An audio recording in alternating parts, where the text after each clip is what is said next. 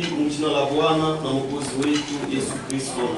Nos cœurs sont pleins de reconnaissance envers notre Dieu. Mioyo yetu iko na shukrani sana kwa Mungu wetu Pour cette occasion merveilleuse qu'il nous accorde. juu ya ibati nzuri kabisa anatupatia De venir encore à ce lieu. ya kuya tena mali hapa. C'est vrai. Ni kweli Nous sommes en train de voir ce que le Seigneur a fait pour nous. tuko naona kile Bwana alitufanyia Et cela nous dépasse. na ile kunatupitia De voir un grand Dieu kuona Mungu mkubwa quitter le ciel.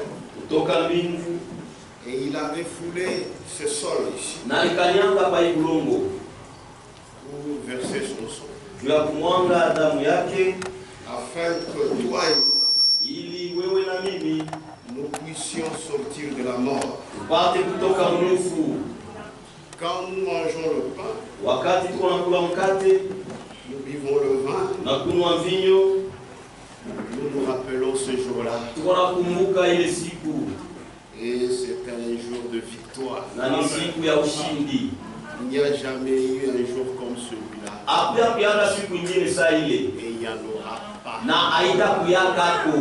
C'est le jour où Ni siku ile la divinité Mungu a rencontré l'humanité. ilikutana na ulimwengu, Et comme conséquence, na sama tukio c'est la vie. ni kushima, C'est le salut. ni wokovu. C'est pourquoi nous vous disons, Ndio kwa maana tuko niambia pour l'œuvre qui a été accomplie à la croix, juu ya kazi iliyotimilika kumsalaba, c'est toute l'œuvre du salut, ni kazi yote ya wokovu, de la justification, kwanza kwa kuhesabiwa haki jusque même à l'adoption de nos corps. kufika hata kufanywa mili yetu wana, Jusqu'à l'adoption de nos corps. mpaka kufika kufanywa mili yetu C'est-à-dire wana, même la transmutation de nos kusema hata kubadilika kwa mili corps. C'est grâce à l'œuvre du Calvaire. kupitia kazi ya Kalvari. Que Dieu vous bénisse. Mungu awabariki.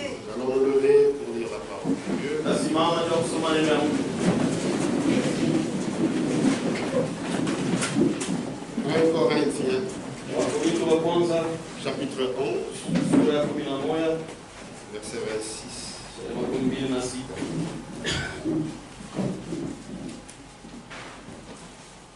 Car toutes les fois que vous mangez ce pain Kwa maana mara yote mko nakula mkate hii et que vous buvez cette coupe, na kunywa kikombe hiki, vous annoncez la mort du Seigneur mko natangaza kufa kwa Bwana jusqu'à ce qu'il vienne. kana pale atakapokuja. Dieu merci Mungu asante pour ce beau jour. juu ya hii siku nzuri.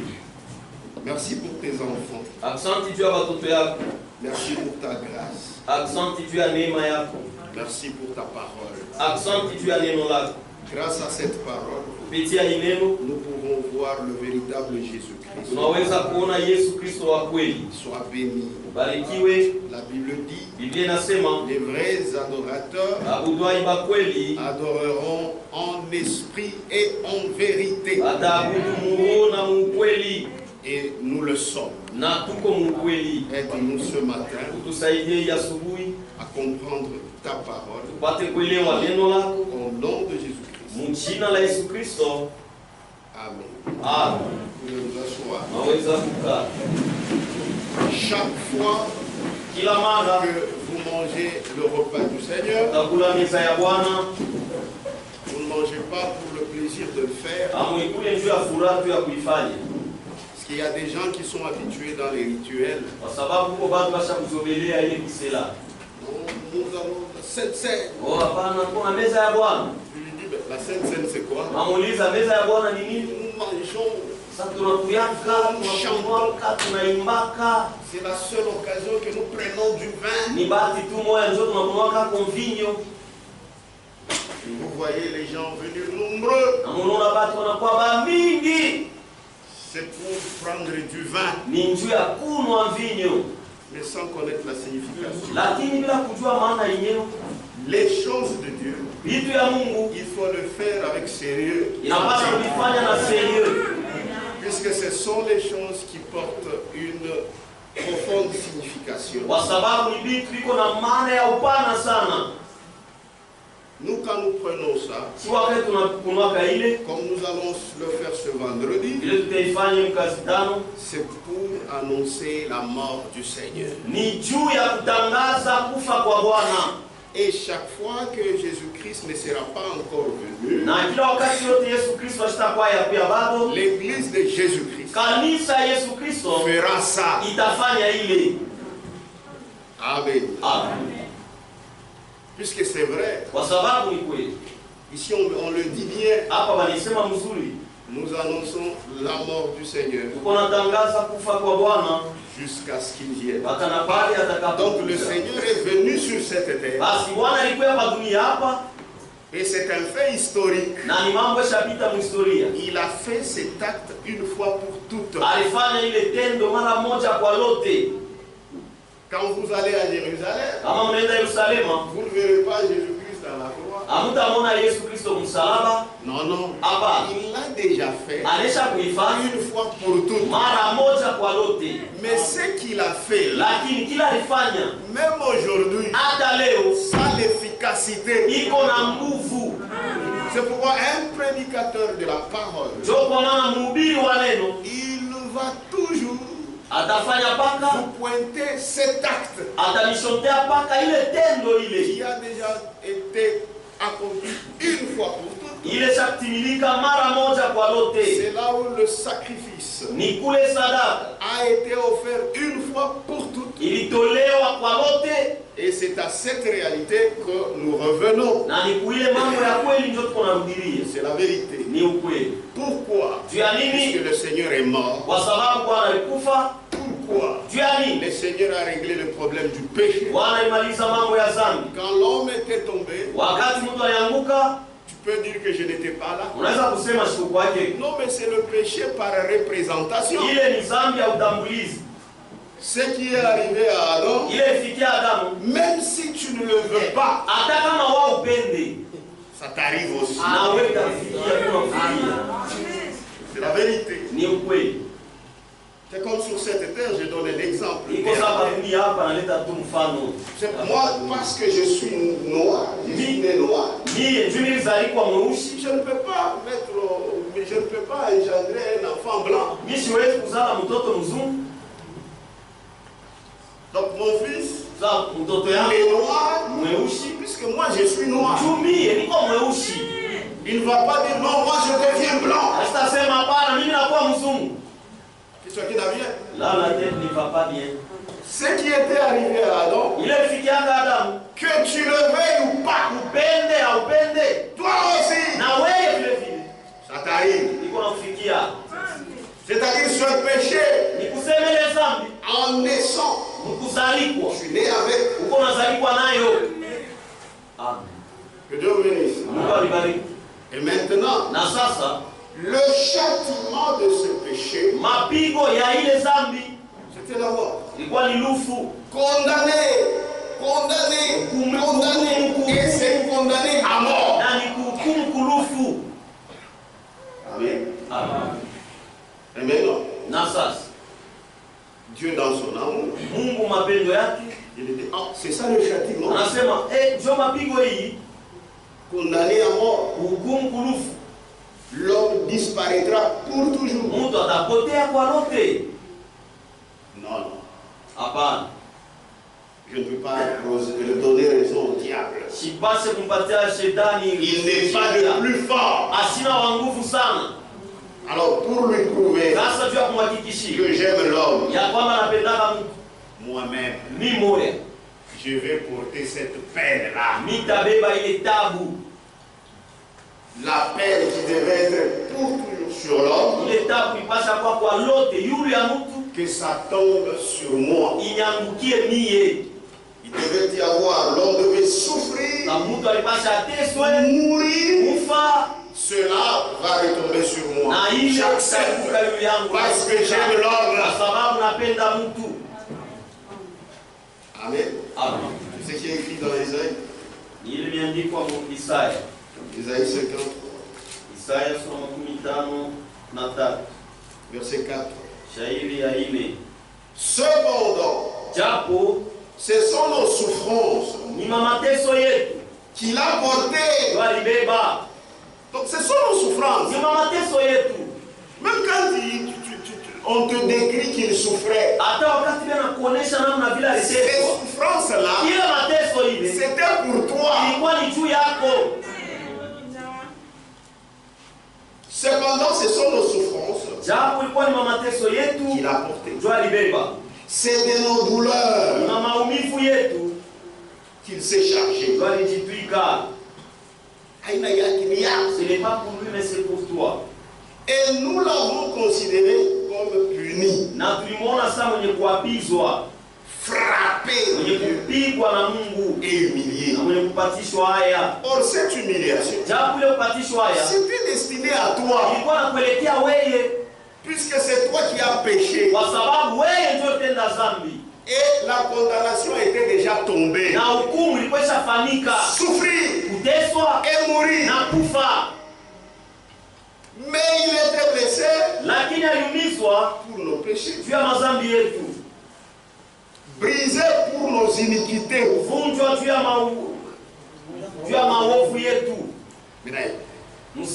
Le châtiment qui nous donne la paix est tombé sur lui. Donc ça tombe sur lui, mais nous avons la paix. Et c'est par ces meurtrissures que nous sommes guéris. Tout ce qui est décrit ici, c'est ça la croix. Nous allons y revenir pour comprendre la croix. La croix, c'est-à-dire les souffrances jusqu'à la mort de Jésus-Christ. Ça la croix. Nous allons y revenir. Continuons d'abord. Il est venu prendre cette peine qui devait tomber sur toi. Amen. Dans Dieu et son plan pour l'humanité, Dieu et son plan pour l'humanité, page 23.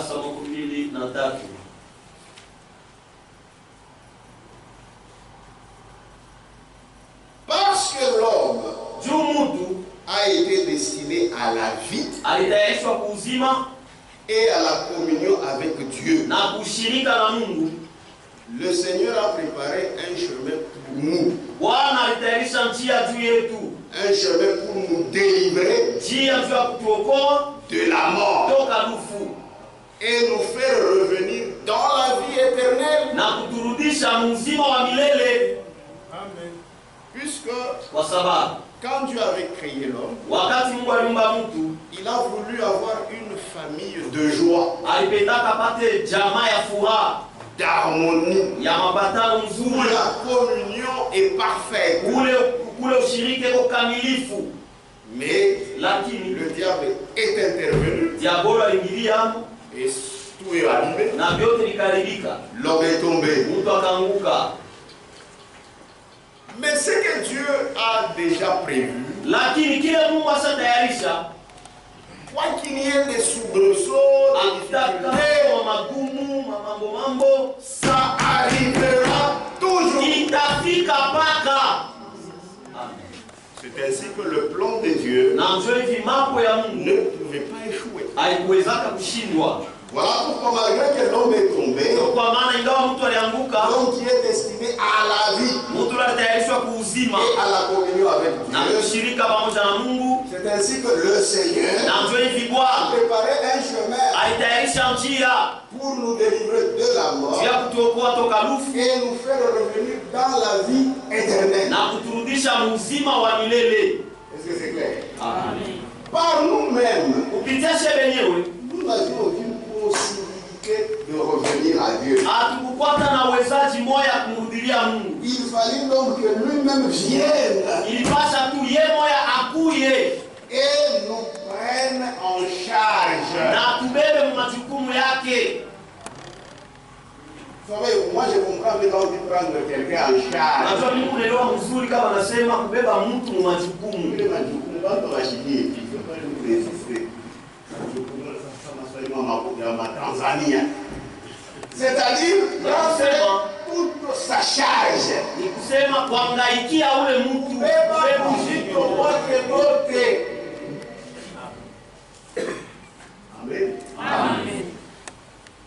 Et lui devait prendre ça en charge. Il fallut donc que lui-même vienne.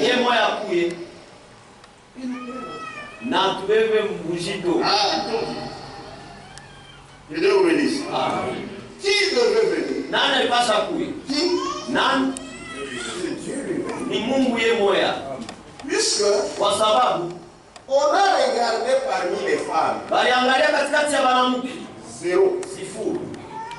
Même Marie. Hata Maria. On ne l'a pas compté. Mais on a regardé parmi les hommes. Lakini baliangalia katikati ya wanaume. Un seul. Mmoja tu. C'est qui? Ni nani? Jésus-Christ. Yesu Kristo. Et Jésus-Christ c'est qui? Na Yesu Kristo ni Dieu. Ni Mungu. Alifanywa mwili. Parmi les hommes. Katikati ya wanaume. Il n'y a personne. Hakuna mtu. Donc même celui qu'on appelle Jésus. Sema taule wanaita Yesu mtu. Il est d'abord Dieu. Mbele eko Mungu. C'est ainsi qu'il s'est fait chair. Na njoka alijifanya mwili. Amen. Il faut toujours être équilibré. Napaswa kuwa na msimamo hapa katikati. Donc vous allez prêcher des fausses doctrines. Kama bana mtahubiri mafundisho ya bongo. Amen. Amen. Et les fausses doctrines enivrent. Na mafundisho ya bongo inaleweshaka. Surtout ceux-là qui ont l'esprit de fanatique. Zaidi wale wako na roho ya upendelevu. Amen. Amen. Par nous-mêmes, Kupitia wenyewe nous n'avions aucune possibilité hatukupata na uwezaji de moja revenir à Dieu. ya kumrudilia Mungu. Il fallut Ilipasha donc que lui-même basi ye moya vienne akuye et nous prenne en charge. na kubebe mbujito. Que Dieu vous bénisse. Amen. Que lui-même vienne Ye moya akuye et nous prenne en charge. na kubebe mbujito yake. Est-ce que vous comprenez? Eti unaelewa? Maintenant, Sasa Franck continue. Franka niendelee. En tant qu'esprit, Sao Dieu ne pouvait pas souffrir la mort. Mungu hakuwezaka kuteswa lufu. C'est pourquoi Ndio kwa maana il devait venir alipasaka akuye dans un corps de chair. mwili ya mtu. Qui est venu dans Nani un alikuya mwili ya mtu? C'est qui? Ni nani? C'est Dieu. Ni Mungu. Il devait venir dans un corps de chair. Alipasha kuya mwili ya mtu. C'est seulement ainsi Ni mpaka tu hivi qu'il était possible de nous délivrer ndio iliwezekana hatukongole de ce corps de mort toka mwili ya lufu et de nous placer de nouveau na kutuweka mara nyingine dans tena la position divine originelle simamo ya Mungu ya mwanzo. que les véritables croyants Waaminifu wa kweli auront après la résurrection. watapataka kisha ufufuko. C'est clair. Iko wazi. Qui est devenu un homme? Nani alikuwa Mungu? Ni Mungu. Ce n'est pas où on C'est pas a toi, il faut rien, non. d'abord Dieu, Mbele Mungu comme on a la capacité, za vile kuna uwezaji. il Il fait tout. s'est fait même un corps. Akajifanyia hata mwili. Que Dieu vous bénisse. Mungu alibariki. C'est pourquoi Ndio kwa maana ce n'est pas un homme haina mtu les autres ici. qui est le réconciliateur. Ndio mpatanishi. Non, Hapana. mais c'est Dieu lui-même Lakini ni Mungu yeye moja. dans la chair humaine. Mwili ya mtu. Amen. Amen. La Bible dit, c'est comme Jésus. Huyu mtu Yesu Tu pouvais toucher, unaweza kugusa. même bousculer. Hata kusukuma. Celui qu'on pouvait même prendre et suspendre à la croix. Anaweza kumbeba na kumkokoa. La Bible dit, Biblia inasema toute la plénitude utele de wote la divinité ya Mungu habita dans cet homme-là. ikakaa ndani ya yule mtu ule. Il faut équilibre. Ndio kwa maana napasha msimamo ya katikati. C'est Jésus-Christ, homme. Mais quel est cet homme-là? C'est Dieu. Dans la chair humaine. Que Dieu vous bénisse. Que Dieu vous bénisse. Donc ce n'est pas un homme qui est le réconciliateur. Mais c'est Dieu lui-même. Dans la chair humaine. Toute la plénitude de la vie habita dans cet homme. Donc le réconciliateur devait être Dieu lui-même.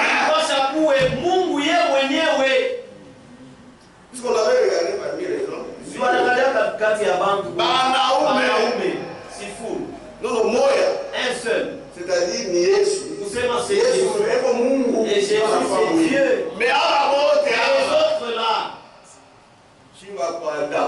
Nous qui venons d'Adam.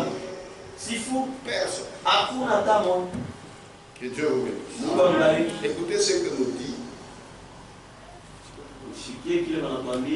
Nous dit Athanas et Martin Luther. C'est toujours Franck qui met les citations.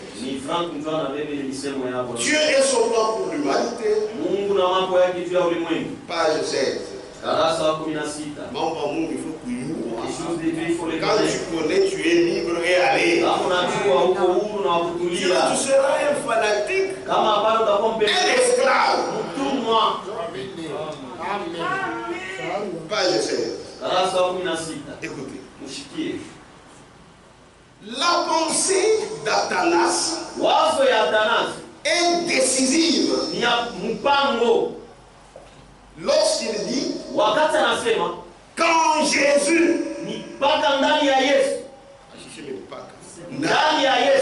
lorsqu'il dit quand Jésus Dieu lui-même nous est apparu en Jésus Dieu lui-même nous est apparu. Amen. C'est qu'on ne peut pas dire avec toi. Amen. Quand Jésus Dieu lui-même nous est apparu.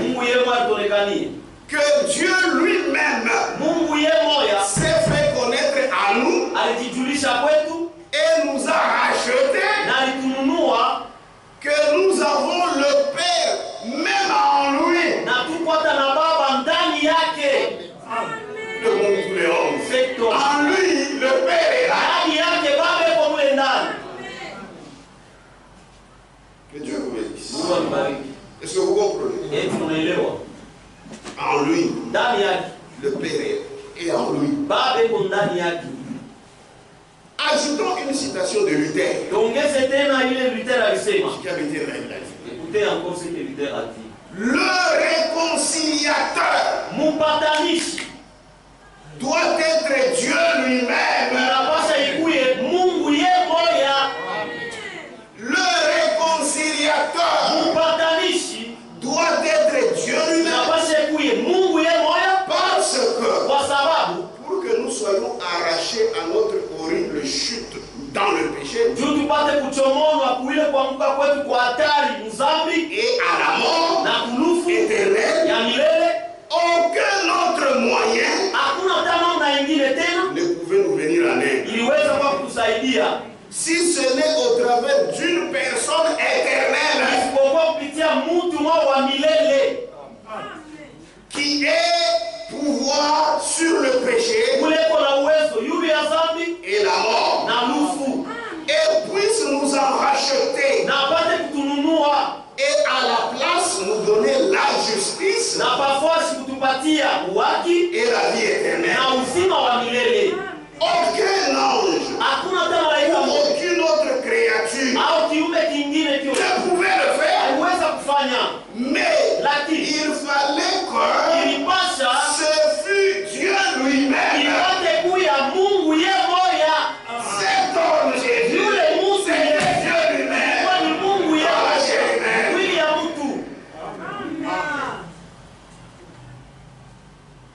Amen. Je pense que c'est clair.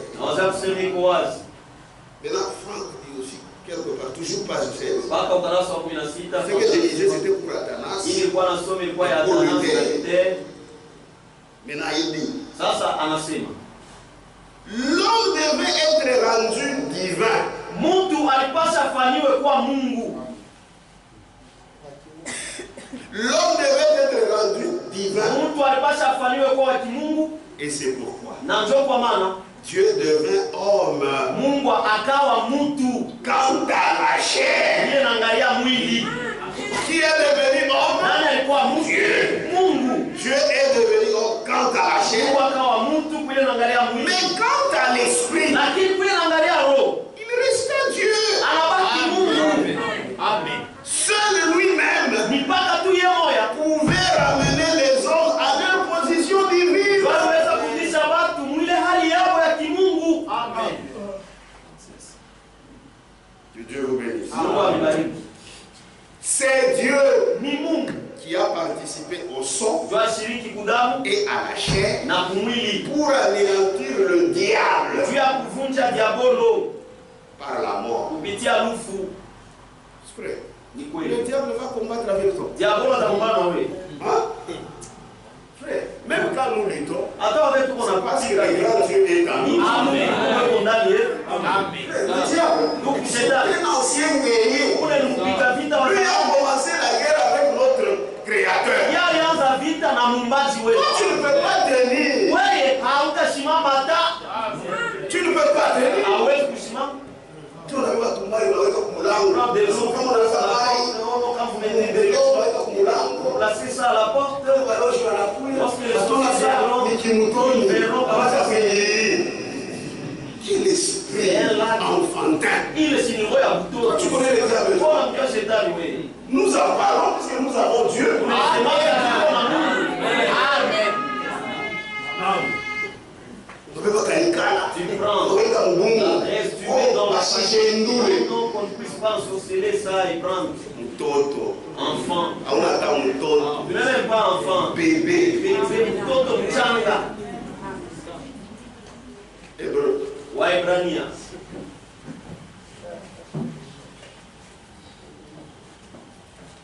Est-ce qu'on est ensemble? Hebu pamoja. Hébreu chapitre 2, Waebrania sura ya pili, verset 4. shairi ya 4. Ainsi donc, Hivi basi, puisque les enfants participent au sang juu watoto leo wanashiriki kudamu et à la chair, na kumwili, il y a également participé lui-même na yeye mwenyewe vile vile alishiriki afin que, ili par la mort, kupitia lufu il anéantit celui qui a la puissance de la mort. aharibu ule kuna uwezo wa lufu, C'est-à-dire ni kusema le diable. shetani, diabolo. Donc le grand Dieu Basi Mungu mkubwa est apparu comme un simple homme. alionekana saa mtu tu wowote, Et le diable ne le reconnaissait pas. na diabolo mwenyewe sikumtambo wake hata. Bon, il pensait que n'est pas sa beauté. Bwana wazasema c'est comme ça, les David, autres, ça comme va David, comme les autres. Anampika na ibion de la mort. La même. Kumbe c'est Dieu lui-même. Japo ni Mungu yeye moja. Et Non. il a répondu par le C'est là même qu'on a même pris cet idiot. Pour lui, il pensait que c'est un homme. Moi, elle was Ça va a monter. tout comme les autres. Attends. Non. Pour les- Celui-là. Elle est Mungu. D'abord, il est Dieu. On a dit, voyons C'est Mungu. alors qu'il s'est fait chair. Amen. Amen. Très important. Il y a ma façon. Afin que par la mort, Ili kupitia lufu. il anéantit celui qui a la puissance de la mort. Aharibu ule kuna uwezo wa lufu. C'est-à-dire le diable. Sema diabolo. Donc sa mort Sa lufu est yake très importante. ni ya mafasa. C'est pourquoi quand nous mangeons le pain, Ndio kwa maana wakati nous tunapenda buvons la kunywa coupe, kikombe, nous annonçons sa mort. wanatangaza kufa kwake. C'est-à-dire sa victoire Sema ushindi sur la wake mort. yule ya lufu. Amen. Amen. Au verset 15. Shairi ya 15. Et qu'il délivrera Na apate kukomboa tous ceux qui, wale wote par crainte de la mort, kupitia boka ya lufu étaient toute leur vie retenus dans la servitude. walikuwaka maisha yao yote benye kushikwa mkutumwa. Hakuna namna batoke. Il n'y a pas moyen de sortir. Vous voyez mtu na mabikomo. Vous voyez quelqu'un Ça me fout. asselé comme un devin. Vous lui posez la question. On lui dit oui. On dit ma puissance. Non, ce sont des puissances. C'est ça la protection. Vous regardez dans la hanche des histoires qu'il s'est déjà dit, des incisions. Pour que les sorciers ne les voient pas. Il est haut. Il craint la mort. Et l'on voit pas l'ouf. Des incisions partout. Amen. Ah. Un enfant, on lui lit des cordes partout. Nous, on connaît la signification de ces cordes. Si on a joué à main, il est manquant. C'est là qu'il se cache. C'est vous, frère. C'est lui qui nous gagne. Alors il est venu délivrer par sa mort. Par la crainte de la mort. Ils font n'importe quoi. Tout le monde voit bien. Voyez, il faut c'est un kinywa sans parisien. La bouche comme un parisien. Un homme qui ne connaît pas, il te fait asseoir par terre. Allez, assieds-toi. Allez, prends. Comment ça fait ça? Les ancêtres. Papa. Ah. Bureau Bouyakou.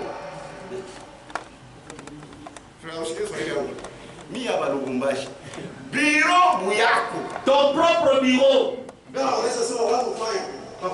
On te dit avant de quand tu viens, tu entres par derrière. Tu fais d'abord ceci, tu fais ça. Si tu ne fais pas ça, quand on fait des dans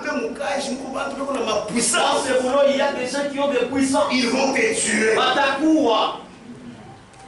Ça c'est Jésus. Maintenant Jésus, il est venu pour mourir. Dieu a Koufa. Pour que moi, il faut qu'il y ait attentif. Que vous soyez délivrés.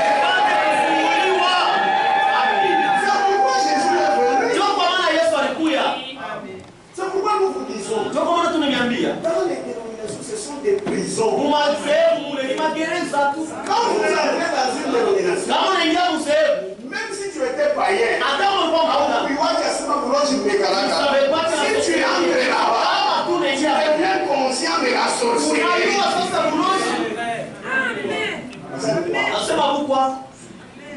On vous met dans la peur.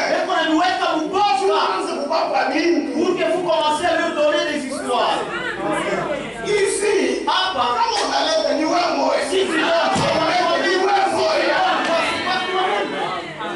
mais là, tout le monde dépend toujours du pasteur. Là, pas pour tousser. Pasteur, que j'ai tous. Ça, c'est quoi ça? C'est la prison. C'est la prison. Mais ici, vous êtes clair.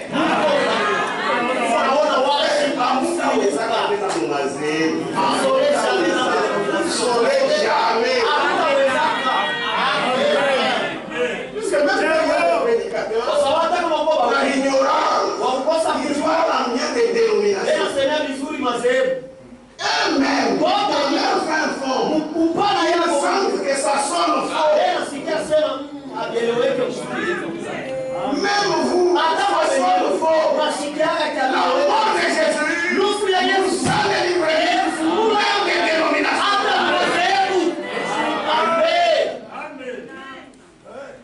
C'est la vérité. Nous sommes libres. Pendant cette période, les églises vont faire de l'argent. Puisque nous allons faire une nouvelle année. Quand on a les croix, si tu te heurtes seulement, tu vois, c'est à la fin du mois, à la fin de l'année. C'est-à-dire, c'est ballon. Vous savez, les sorciers, c'est seulement à la fin de l'année, c'est là que l'estomac grandit. Vous voyez que c'est l'enfance, ça. Moi, je n'ai pas honte. Qui est ici? Vous êtes sauvés. Délivrés. Et vous attendez aussi.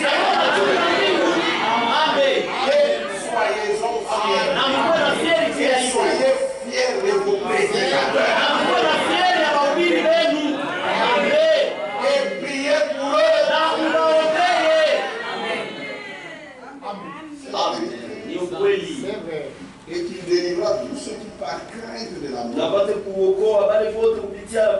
toute leur vie retenue dans la série.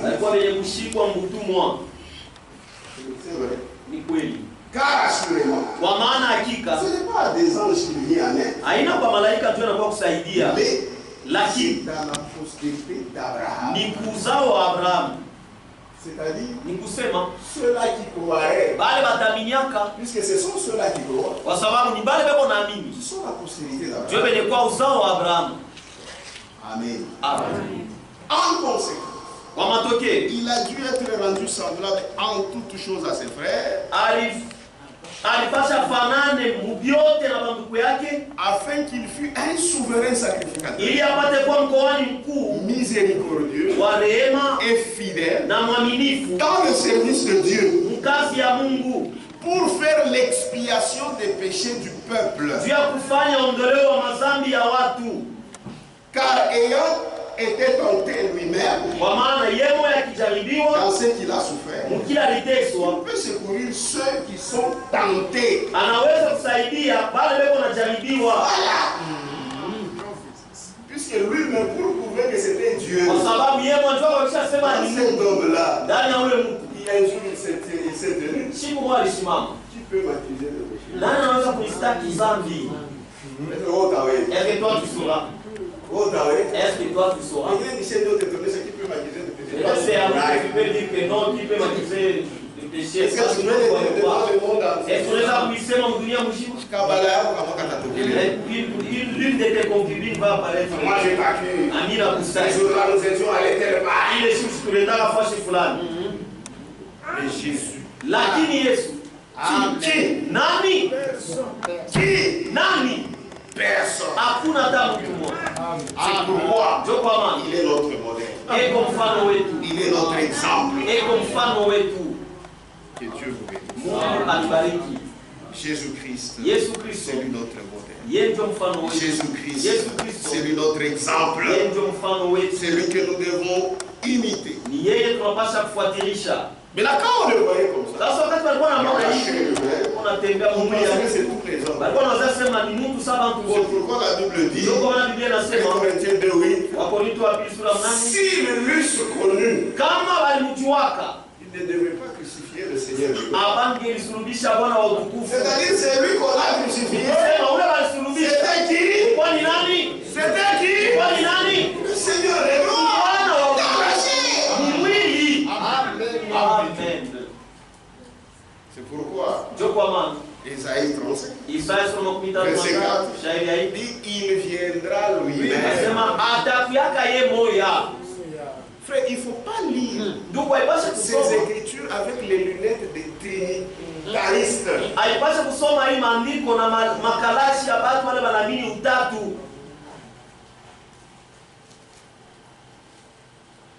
Amen. Il viendra lui-même et vous sauver. Et il nous a sauvés où? Où les Dieu lui-même là. Dieu lui-même est venu pour nous sauver. Il nous a sauvés. Dans la chair humaine, toute la plénitude de la divinité habita en lui. C'est Dieu qui m'a sauvé. En Jésus-Christ. Amen. Que Dieu vous bénisse. Donc, à la croix, celui qui nous a sauvés, c'est Dieu lui-même dans la chair humaine. Et maintenant, on peut bien comprendre l'écriture de 1 Timothée. Si tu trouves, tu lis 1 Timothée, chapitre 2, verset 3. Cela est bon et agréable devant Dieu, notre Sauveur. Cela est bon et agréable devant Dieu, notre Sauveur. Inakuwa mzuri kwa Mungu ya kupendeza Mungu wetu. Ou bien ouais soma, il a traduit. Cela est bon et agréable devant Dieu notre Sauveur. Ile kovema ya kupendeza mbele ya Mungu Mwokozi wetu. Qui veut que tous les hommes soient sauvés. Cela est bon et agréable devant Dieu notre Sauveur. Devant qui? Dieu, notre Sauveur. Qui est notre Sauveur? Dieu. Qui veut que tous les hommes soient sauvés et parviennent à la connaissance de la vérité. Car il y a un seul Dieu et aussi un seul médiateur entre Dieu et les hommes. Jésus-Christ homme.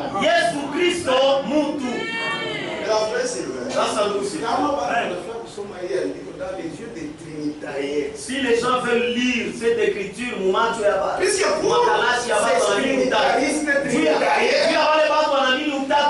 le Père, c'est un autre. Dieu le Fils, c'est un autre. Mais quand nous lisons ça, nous comprenons. Jésus-Christ est homme. Mais c'est Dieu.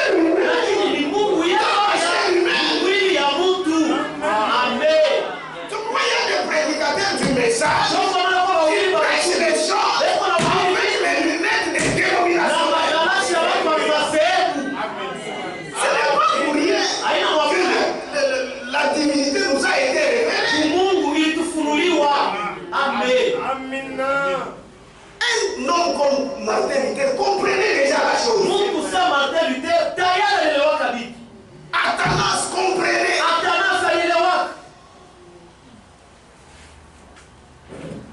Qui vous a sauvé? C'est Dieu.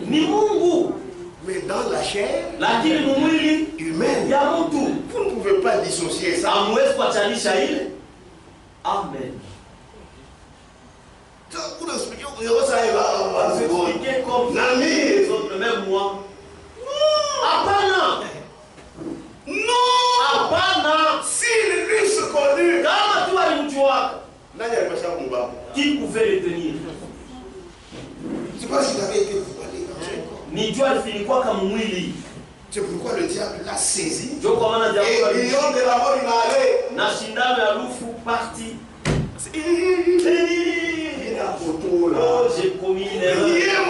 C'est lui-même. Trop tard. Oh, c'est chapitre Newman. Amen.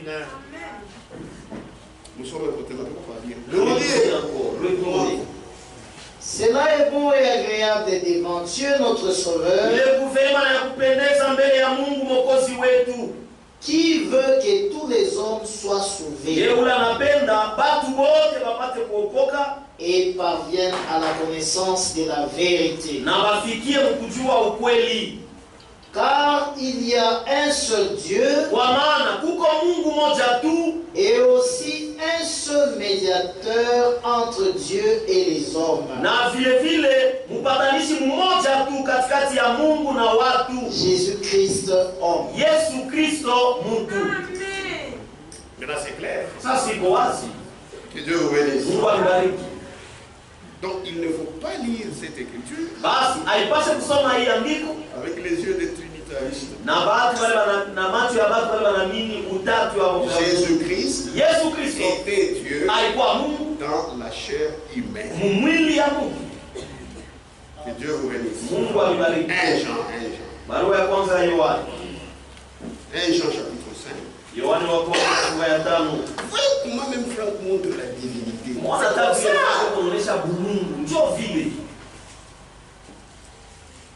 Il ne faut pas isoler les écritures.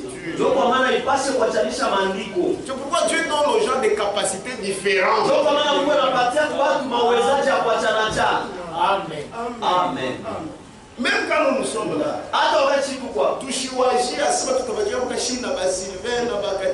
ne pensons pas que Dieu fait des dons ici.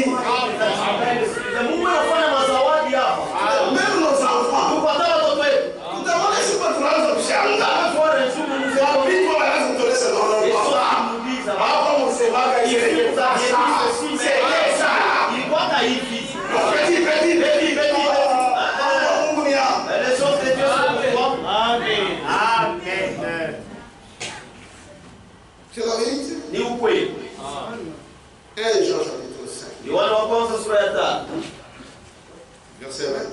Zaira 12. Est-ce qu'on est ensemble? Amen. On connaît bien cette écriture. Tunajua mzuri ya andiko. Nous savons aussi Tunajua tena ya kwamba le Fils de Dieu mwana wa Mungu est venu alikuya et qui nous a donné l'intelligence na alitupatia akili pour connaître le véritable. juu ya kujua wa kweli, C'est-à-dire Mungu wa kweli. le véritable Dieu. Et nous sommes dans le véritable. Na tuko ndani ya wa kweli En son Fils Jésus-Christ. ndani ya mwana wake Yesu Kristo. C'est lui Ni yeye qui est le Dieu véritable. ndio mwenye kuwa Mungu wa kweli Et la vie na éternelle. uzima wa milele. Amen. Cet homme-là, C'est lui qui est le Dieu yeye véritable. ndio Mungu wa Et kweli la vie na éternelle. uzima wa milele. Est-ce qu'on peut le dire pour toi? Tunaweza kusema juu yako. Moi, je dis vie éternelle. Je me dis, c'est moi la vie éternelle. Non. Ah bah, C'est dans cet homme Jésus ni ndani ya ule mtu Yesu en qui il y a la plénitude. ndani yake mko ukweli wa Mungu. Amen. Amen. Amen. Que Dieu. Mungu alibariki. Si vous avez compris, Kama mnaelewa, que Dieu soit loué. Mungu asifiwe. Amen. C'est la vérité. Ni ukweli. Si nous l'eussent connu, Kama tu alijuaka, il ne crucifierait pas le Seigneur de gloire. abangesulubisha Bwana wa utukufu. Le christianisme traditionnel, Christianisme traditionnel. page 94. Darasa makumi kenda na nne. Écoutez. Ushikie. Sans contredit, Bila kupinganisha. lorsqu'un instant plus tard, Wakati moya hivi kisha la lance pénétra son côté mkuki katwanga mbavu yake et que son précieux sang coula na damu yake ya damani kamwangika pour notre pardon. juu ya usamaha wetu. Écoutez, Msikie, cette parole ile s'accomplit. inatimilika. Quelle est cette parole qui s'accomplit? Ile neno inatimilika ni nini? Anasema Dieu Mungu était en Christ, alikuwa ndani ya Kristo réconciliant le monde akipatanisha dunia avec lui-même. na yeye moja. Qui est le réconciliateur? Nani mpatanishi? C'est Dieu Ni lui-même. Mungu yeye Il moja. était en Christ. Alikuwa ndani ya Kristo. Amen. Il ne faut jamais Tukwaipashe kama tirer une conclusion avec des écritures isolées. sema kufunga maandiko tu ya kuachana chana, sio C'est là kuyachanisha. que j'aime beaucoup faire ça. Ni bana kupeleka C'est un sana vrai serviteur. Mungu fulani mtumishi wa kweli wa Mungu. Et les gens ne l'ont pas compris. Na watu hawakuelewe Les doctrines qu'ils sont en train de publier, na mafundisho yale wanatangaza ça ne cadre pas. ayambatane. Amen. Que Dieu vous bénisse. Mungu anibariki. Que Dieu vous bénisse. Mungu anibariki.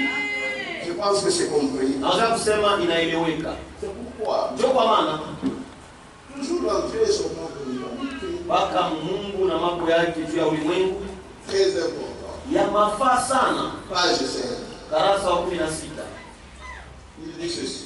anasema hivi, Parce que l'homme était tombé juu mtu alianguka dans ce corps de chair, mwili ya mtu, il fallait que Dieu vienne dans un corps de chair. ilipasha Mungu naye akuye mwili ya mtu.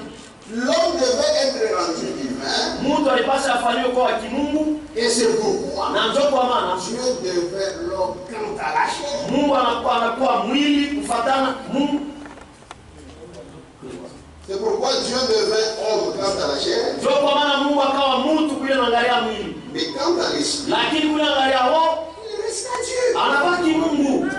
Seul lui-même Ni mpaka tu yeye moyo pouvait amener les hommes anaweza kurudisha à watu la position divine. simamo yao ya kimungu. C'est très important. Ni ya mafaa sana. J'avais lu, je reviens pour que ça entre. Nilisoma tena mimi narudilia juu biingie kabisa. Ne lisez pas la Bible comme les trinitaires. Msisome Biblia saba watu wale wanaamini utatu Romains, wa Roma chapitre 3. sura ya 3.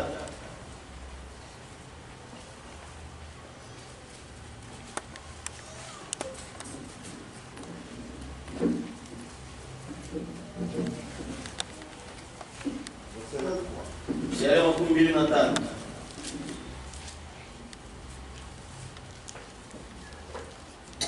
Car kwa maana tous sont péchés wote walitenda dhambi et sont privés de la gloire de Dieu. na wanaimiwa utukufu wa Mungu. Tout ça. Wote walitenda dhambi Et ils sont gratuitement justifiés na wanahesabiwa haki kwa bure par sa grâce. kwa neema yake. C'est tout. Tu es allé commettre le péché, je ne sais où. Tu viens chez moi. On a pu apprendre.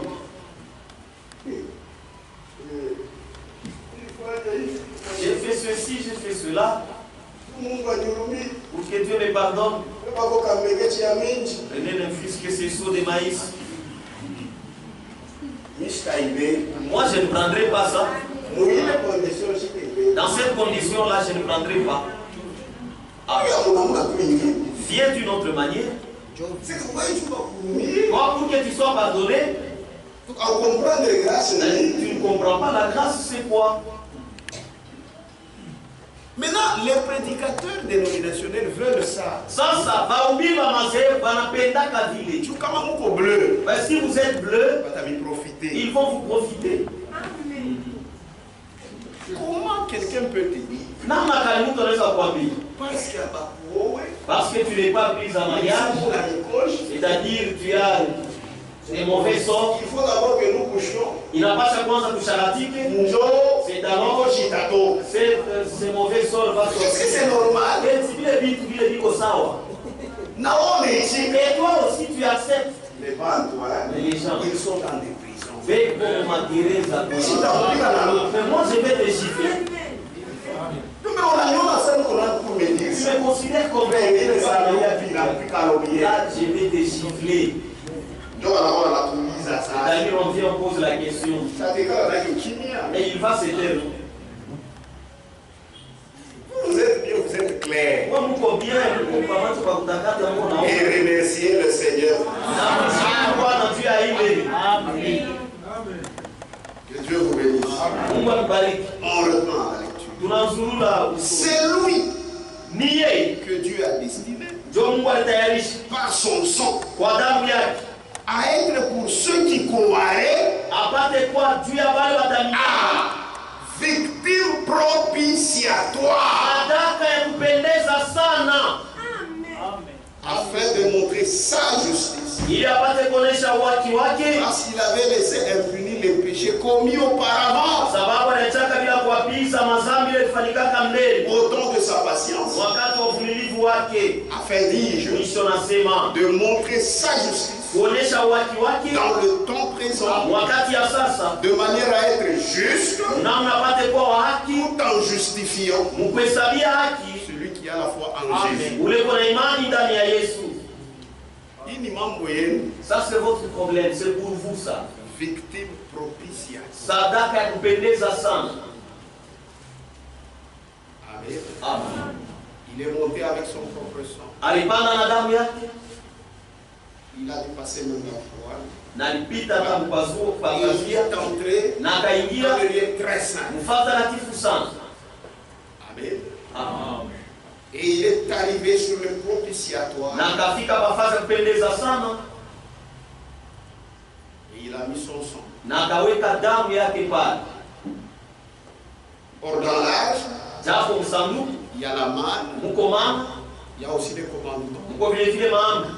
Que je n'arrive pas à tout faire. Ce que je n'arrive pas, son le fera.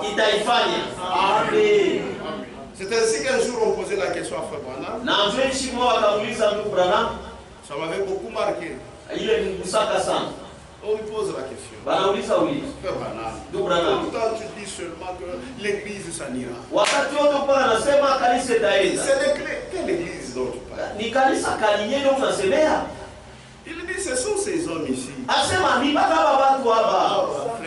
Les frères et sœurs ici. Comment? Il dit je ne sais pas. Mais son sang le fera. Amen. Comment Si nous voulons que nous puissions commencer à nous guetter, nous épier. Nous épier. Frère, nous allez épier Michel. Non, tu n'iras pas au ciel. Tu n'iras pas. Amen. Frère, c'est la fin.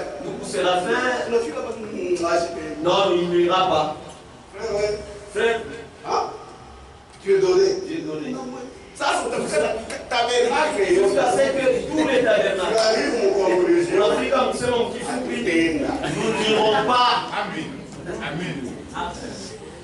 C'est pourquoi même dans la Bible. Je vois dans la Bible. C'est pourquoi même dans la Bible. Regardez la vie d'Abraham. Donc moi je ne peux pas faire ces choses. J'arrive avec Nadège quelque part que je puisse la donner en mariage. Je mange même la dot. Mais lui l'a fait. Mais regardez les témoignages. Que Dieu donne sur lui. C'est comme s'il avait. C'est ça le triomphe de la grâce. Et vous devez le savoir. Amen. Regardez David.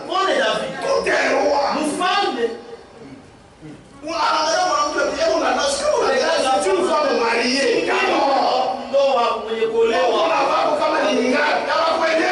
Toi tu es fait combien? Elle ne te suffit pas. Il est allé, il l'a prise. Il a même fait tuer son mari. Mais la Bible dit c'est l'homme, c'est l'homme cœur. C'est pourquoi moi j'aimerais tomber dans les mains de Dieu.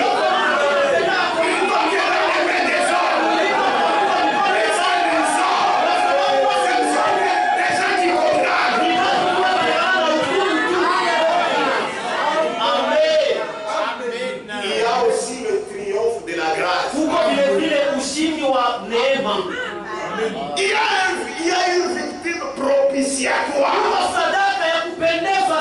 Tu dois le savoir. Ta justice, c'est comme un ange suivant. Amen. Que Dieu vous bénisse. Que Dieu vous bénisse. C'est la vérité. De montrer sa justice. Dans le temps présent, de manière à être juste, tout en justifiant celui qui a la foi en Jésus. C'est pourquoi Frère dit quelque part, le diable avait embrouillé beaucoup Martin Luther. Or Martin Luther, Dieu l'avait aidé, il avait déjà la foi. Mais maintenant il a commencé à se regarder lui-même. Il regardait les choses qui ne réussissaient pas. Il a beaucoup souffert. Mais Dieu lui a révélé mon juste vivra par la foi. Oui, c'est la vérité. Amen. Que Dieu vous bénisse. Écoutez ce que Frère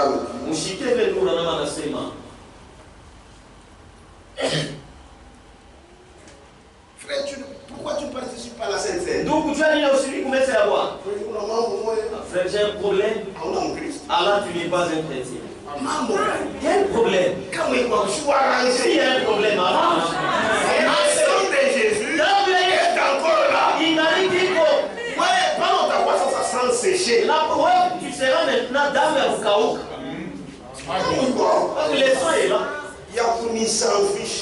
Pour me laver. On peine pour s'afficher. Mais toi, tu ne veux pas être là.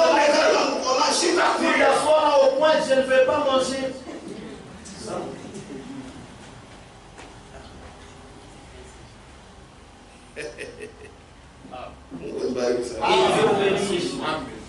Hébreux, chapitre 6, deuxième partie. Qui parle de Apil. Page 33. Paragraphe 445. Écoutez. La Bible dit, c'est frère Branham, Celui qui est né de Dieu ne pratique pas le péché. Il explique. En effet, il ne peut pécher parce que la semence de Dieu demeure en lui. Et il ne peut pécher. Comment puis-je être appelé pécheur alors qu'il se tient là, un sacrifice qui prend ma place?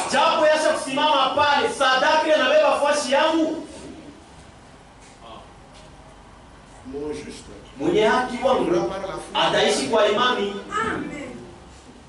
Comment puis-je être appelé pécheur alors qu'il se tient là un sacrifice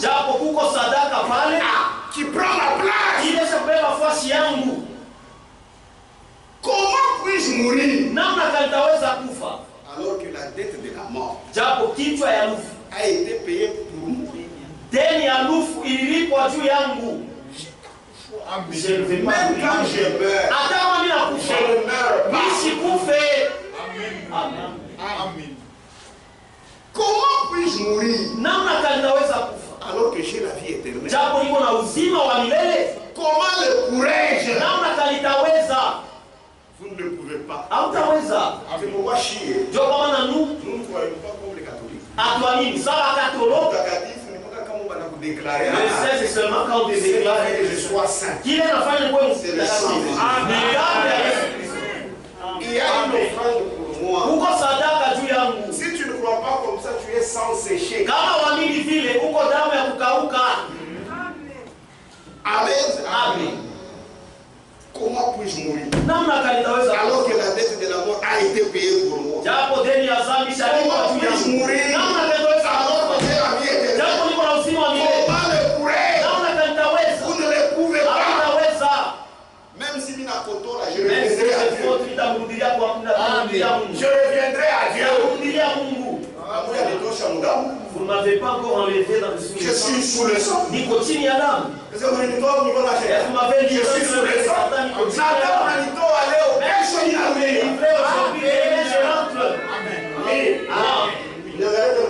Regardez bien moi dans les yeux. Vous me livrez aujourd'hui.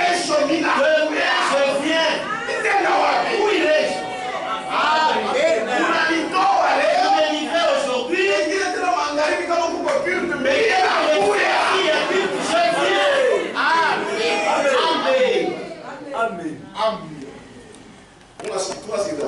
Est-ce que nous accordons? Page 447. Et comment puis-je donc, après que Christ est mort pour moi, et que je suis devenu sa justice à cause de sa grâce et de son amour pour moi, comment puis-je pécher alors qu'il se tient quelque chose entre moi et Dieu? C'est quoi? Le sacrifice. Amen. Alors qu'il se tient quelque chose entre moi et Dieu, un sacrifice, je ne peux pas pécher. Je ne le peux pas. Dieu ne me voit jamais. Dieu ne me voit jamais. Il voit Christ. Il prend ma place. Amen. Et quand je commets une faute, Christ prend ma place. J'ai fait ma confession. J'ai tort. Il a raison, Seigneur. Christ prend ma place. J'ai fait ma confession. J'ai tort. Il a raison. Seigneur, tu connais mon cœur. Seigneur, tu connais mon cœur. Tu sais si oui ou non je suis sincère. Et j'ai tort. Pardonne-moi. Dieu ne voit jamais cela. Le sang de Jésus me couvre tout le temps. Comment alors Dieu peut-il me voir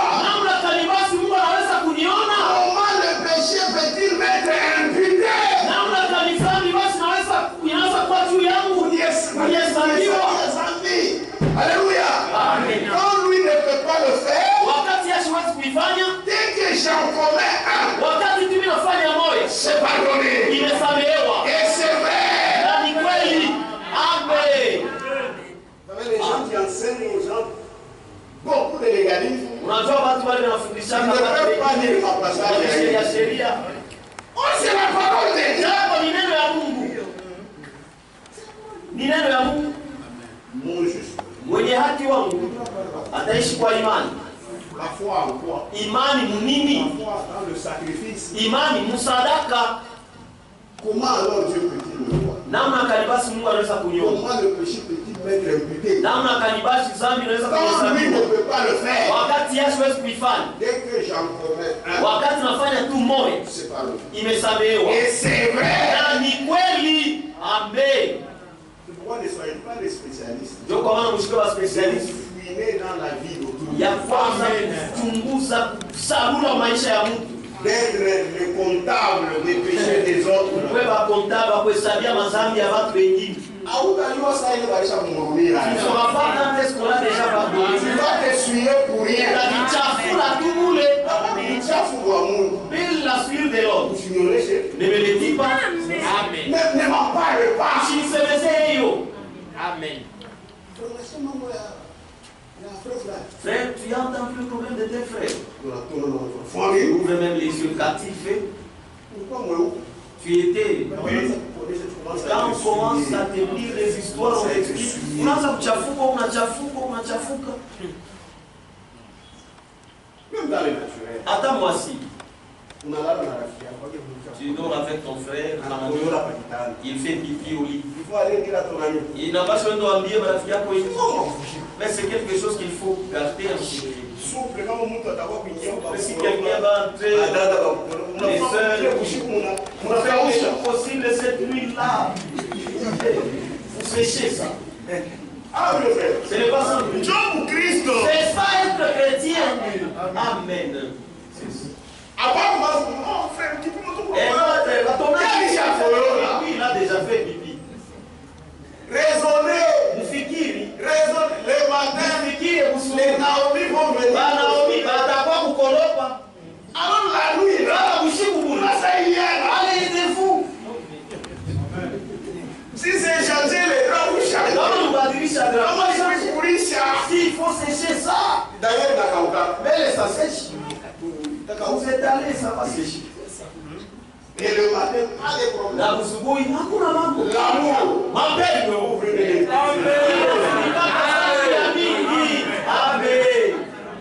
Amen. Si tu as vu, Kama uliona, va vers ton frère. wende uone Va vers ta soeur. wende uone dada yako. Si tu es incapable, Kama tuona na hiyo wewe. ferme ta bouche. Funga kinywa yako. Celui-là, c'est un enfant de Dieu. Ule ni mtoto wa Mungu. Qui Christ a versé son sang. Juu yake Kristo alimwaga damu yake. Amen. Si tu n'es pas mesure, tais-toi. Kama una mkipima kwenda kumuona, kaa kimya. Va prier. Wendo kaombe. Mbele maisha prier là. Toi-même d'abord la vie de prière tu ne l'as pas. Tu n'as pas le courage d'aborder quelqu'un. Hauna na hodari ya kwenda kuona mtu. Alors tais-toi. Sasa ikala tu kimya. Amen. Amen. Amen. Il y a fois zambi yake. Lui avec c'est son problème. C'est son Mais problème. moi je me garde plus. Lakini mimi najichunga safi. Amen. Amen. Il m'a stylé dans ma téléphone. Vos styles ici, les téléphones ici. Unaona bamba mtu nani ma image Pas les voyez, on prend des images, même lorsque la personne est sur l'article de la mort. frère, mais quand il a un couche, il va me Donc, si moi je suis sur l'article de la mort, ne me prenez pas des images. Je un prédicateur. Si pour moi, tu vois, allez tout je n'ai pas pu voir ça. Si vous voyez ça pour Gaïa, J'ai dit frère, c'est ça qu'on a checké. vous vous moquez de lui ou quoi? Et puis là, ça n'est pas téléphone. Il a même ça, c'est pas téléphone. Eh, j'en profite. Moi, mon égard, on a eu un pas ma groupe. Vous qui vous mettez moi dans le groupe, vous qui me mettez moi dans le groupe, est-ce que moi je vous ai déjà demandé de me mettre dans le groupe? On a mis un chef qui téléphone, vous mettez de mon téléphone avec des histoires. Voyez, je pose-moi d'abord la question. Demandez-moi d'abord. D'abord naturellement. Moi d'abord. Vous ne me verrez jamais avec des amis. Pourquoi? Moi, je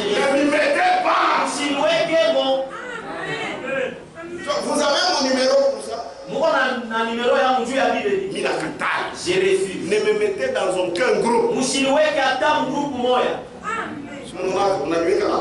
Vous me mettez, je quitte.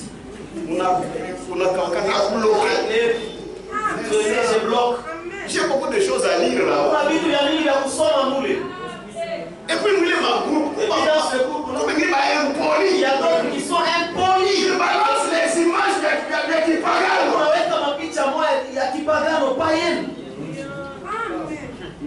Frère, c'est la manière du diable. Il y a de saisir les gens. Moi, j'ai réfléchi. Mais d'abord, tu ouvres les téléphones comme ça.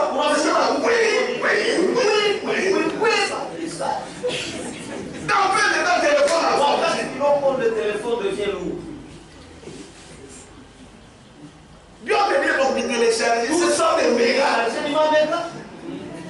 Des choses inutiles.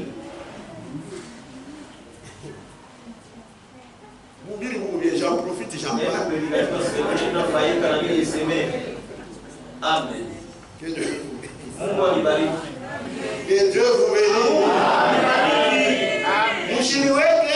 Ne me mettez pas dans vos groupes. Je n'en ai pas besoin.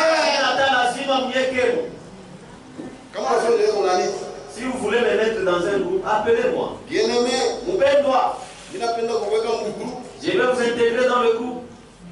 Je vais te poser la question, il s'agit de quel groupe? Qu'est-ce qu'il y a de bonnes choses qui se passent là? Peut-être que je peux accepter. Pas que non parce que c'est mon frère. Non, là je refuse. Hébreux chapitre 6, troisième partie.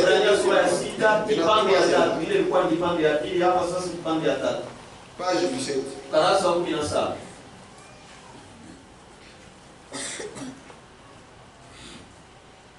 Paragraphe 599, 600. Est-ce qu'on est ensemble? Amen. C'est frère Branham qui parle. C'est important. Il dit ceci. Vous commettrez des fautes. Vous tomberez. Vous ferez volontairement le mal. Vous sortirez des fois et ferez des choses. Cela ne signifie pas que vous êtes perdus. Cela signifie que vous allez recevoir la correction. Mais Dieu est toujours enfant. Mais Dieu lui-même va te corriger. Maintes fois mes enfants font des choses. Les vôtres aussi en font. Ils savent que ce n'est pas permis. Et ils savent que ce qui les attend quand ils le font. Ils auront une correction pour cela. Et parfois une belle correction. Mais c'est toujours votre enfant. Certainement. Amen. Maintenant 604. Le diable le fera certainement tomber de temps en temps dans son pied. Mais il n'y tombera pas volontairement.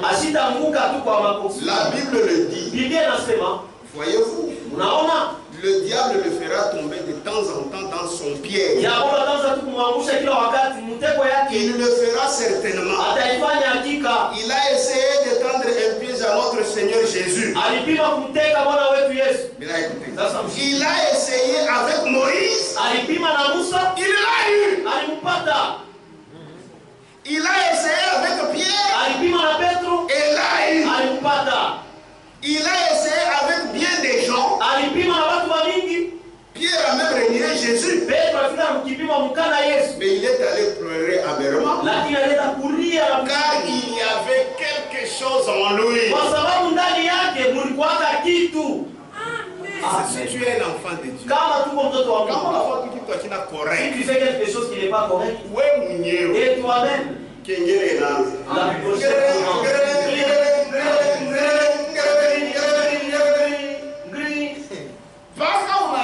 jusqu'à ce que tu vas arranger. C'est alors que tu vas entendre le fait sonner. S'arrêter. 606. 606. Et un homme qui est né de l'Esprit de Dieu Na mtu mwenye kuzaliwa na roho ya Mungu devient une colombe. eko nakuwa njiwa wa Mungu. Et par sa nature, Na kwa asili yake, son changement, mabadiliko yake, sa constitution. namna vile alitungwa, Oui, messieurs. ndiyo Bwana.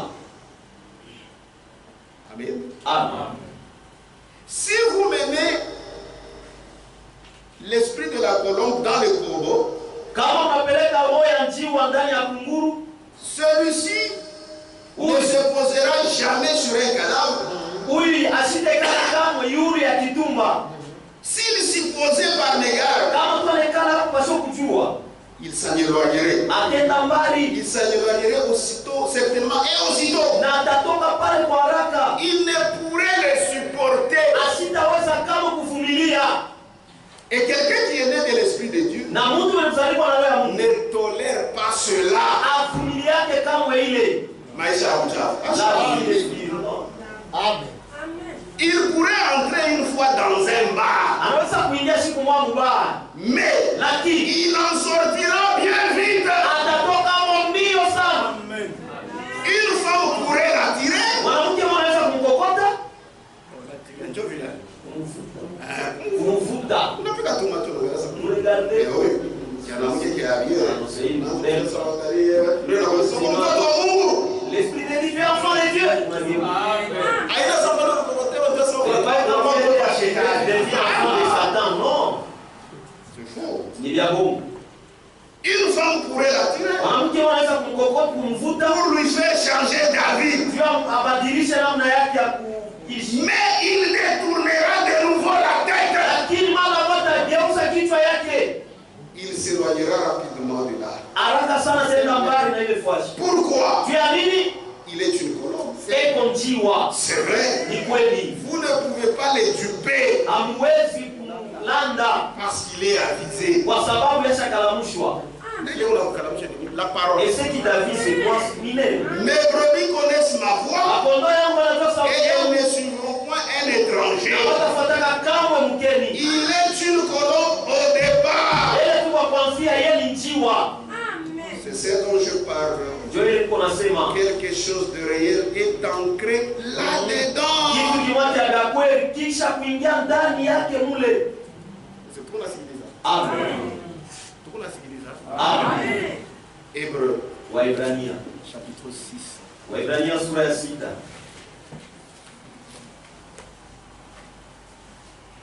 Mwenzako unashikia sema alianguka. Tu as appris que ton ami est tombé. Toi aussi tunaona macho na kukua rouge asema Pensant que utaenda kumwendea pensant que tu vas aller l'aider, ou bien utamwombea ou bien tu vas prier pour lui. kumbe ni juu ya Et kumchukia. pourtant c'est pour les haïr. Toi aussi tu as des démons. Na wewe kuna mandemona. Le démon qui l'a fait tomber, Mandemona ile mwangushi. le démon, Demona ule afanya anguke. il est aussi en toi. Eko ndani yako na wewe vile vile. Ne perdez pas l'espérance. Usipoteze kama tumaini. Hébreu 6, Waebrania sura ya 6. 19. Shairi ya 17. Cette espérance, Hii tumaini nous la possédons tusha kuishika comme une encre de l'âme. sananga ya nafsi. Kunitosha nyamini asani kwa mtoto wa Mungu ile ndio unalaani. De sortir disant que je ne suis pas enfant de Dieu. Ah, unalaani. Là tu mens. Je tomberai, je me relèverai. Nitaanguka na nitalamuka. D'ailleurs, la Bible dit Ile Biblia inasema les justes tombent 7 fois. mwenye haki anaanguka mara 7 Et 7 fois, na mara 7 il se relève. eko nalamuka. Cette espérance, Hii tumaini nous la possédons tusha kuishika comme une encre de l'âme. sananga ya nafsi Sûre ya haki et solide. na ya nguvu. Elle pénètre au-delà du voile. Iko naingia kabisa ngambo ya pazia. Dans le lieu très saint. Fasi takatifu sana. Là où il y a le sang sur les propitiatoires. Ule uko damu yule afaza kupendeza Là sana. où Jésus est entré pour comme précurseur, ayant été fait souverain sacrificateur pour toujours, selon l'ordre de Melchisédek. Il est le souverain sacrificateur. Il est en train de comparaître pour nous. Amen. Amen. Même nous qui avons déjà cru, il nous comparait pour nous. Que Dieu vous bénisse. Amen. C'est très nécessaire. C'est pourquoi quand nous prenons la Sainte Seine, nous annonçons la mort du Seigneur dans le corps de sa chair jusqu'à ce qu'il vienne. C'est pourquoi c'est la victoire. C'est pourquoi c'est la grâce. Alléluia. C'est la vérité. Et cet évangile, quand vous l'annoncez, ça procure la joie. Ça procure la paix. Oui. Même le diable, il a honte. Il ne réussira jamais sur moi. Car Dieu a pris toutes les dispositions pour que j'arrive. Que Dieu vous bénisse. Colossiens. Est-ce que vous êtes content? Amen. Colossiens chapitre 1. Frère héritier, tu lis. Colossiens chapitre 1. Verset 21. Colossiens chapitre 1, verset 21. Et vous qui étiez autrefois étrangers et ennemis par vos pensées et par vos mauvaises œuvres, il vous a maintenant réconciliés par sa mort dans le corps de sa chair. Vas-y, verset 19. Car Dieu a voulu que toute plénitude habite en lui.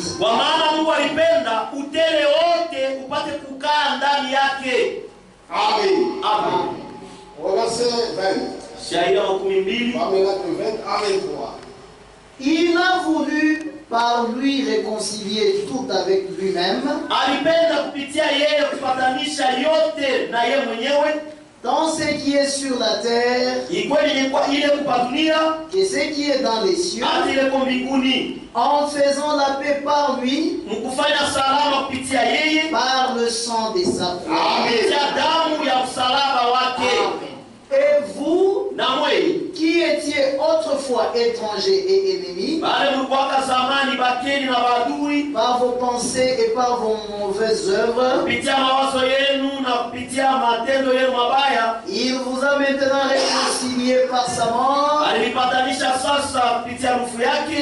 dans le corps de sa chair. Amen. Amen. Que Dieu vous bénisse. Verset 20. Il a voulu par lui réconcilier tout avec lui-même, tant ce qui est sur la terre que ce qui est dans les cieux, en faisant la paix par lui par le sang de sa croix.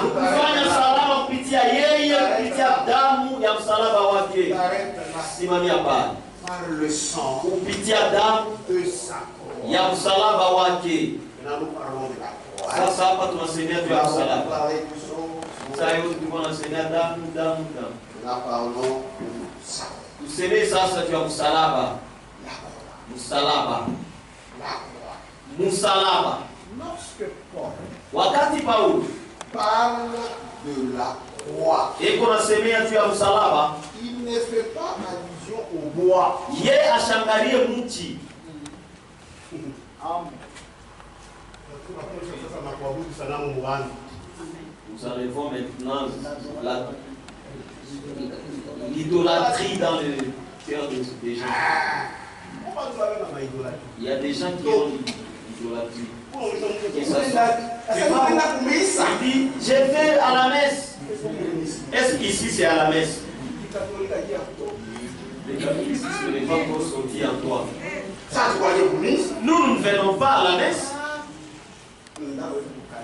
Nous allons à l'église ou bien à l'assemblée. Amen. Enlevez même ce langage dénominationnel. Amen. Il ne fait pas allusion au moi ici. Ce n'est pas ça. Il se référait aux souffrances et à la mort du Seigneur Jésus-Christ pour nous sauver. Même si vous avez le bois là,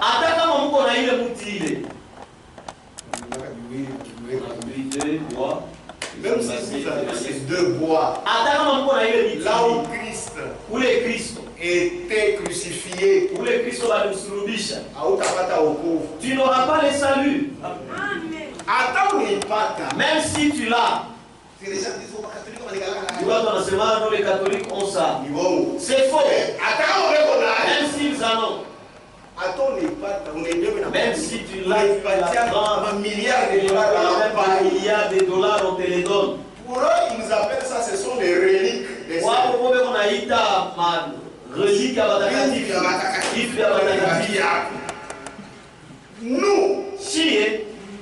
Nous croyons. Même si tu l'as, tu places ça même à la porte.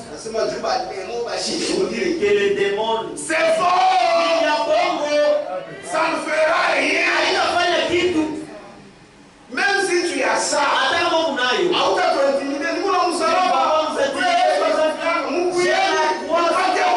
venez, vous allez recevoir le salut. Non. Bongo. Est-ce que vous comprenez? Il n'y avait pas seulement la croix qui avait fait son travail. Il y avait aussi les linceaux. Il est malade. Vous voyez les juifs? Ils chantaient comme les musulmans.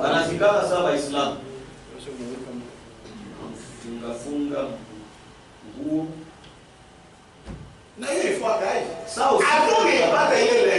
si tu trouves les mots, les catholiques, même s'ils en ont, ils n'ont pas le salut. Amen. C'est la vérité. Même si vous entrez dans les tombeaux, Jésus était. Il pleure même, il pleure seulement des idolâtres.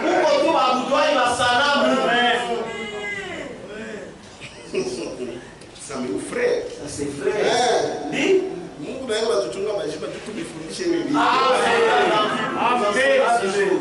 Amen. Amen. La croix a fait son travail. Le linceul a fait son travail. Le tombeau a fait aussi son travail. Mais on ne peut pas leur rendre hommage.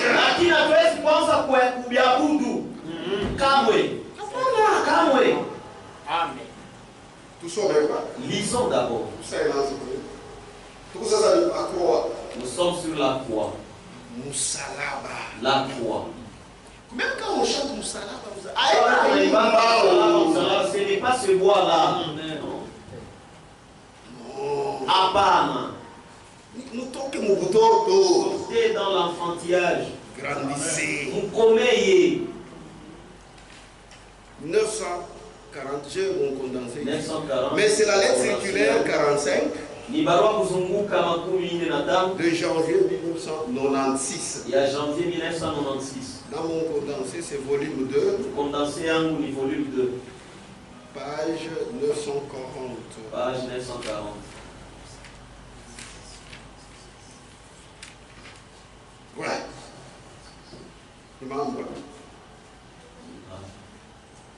La croix de Golgotha accomplit sa tâche. Il fallait kazi yake. De même que le linceul et le tombeau. Et pourtant, nous ne rendons pas hommage à un lieu ou à un objet, mais nous rendons uniquement gloire au Dieu du ciel qui est devenu notre Père par notre Seigneur Jésus-Christ. Amen. Amen. C'est fini. C'est ce que nous faisons. Maintenant, quand la Bible dit Matthieu,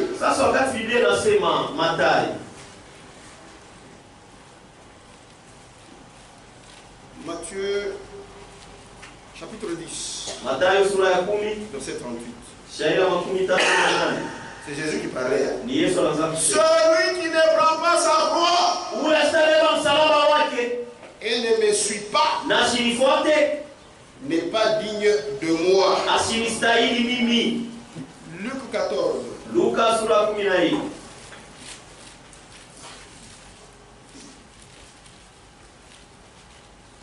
Verset 27.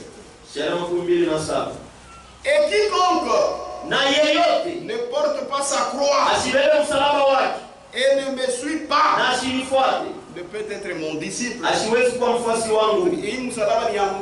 Cette croix ici, c'est le croix de roi. Ou bien c'est la croix, l'objet. Non. Non. Écoutez. C'est très important.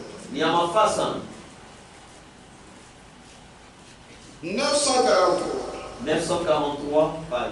Il n'est pas qu'il est lettre séculaire. C'est la même lettre séculaire.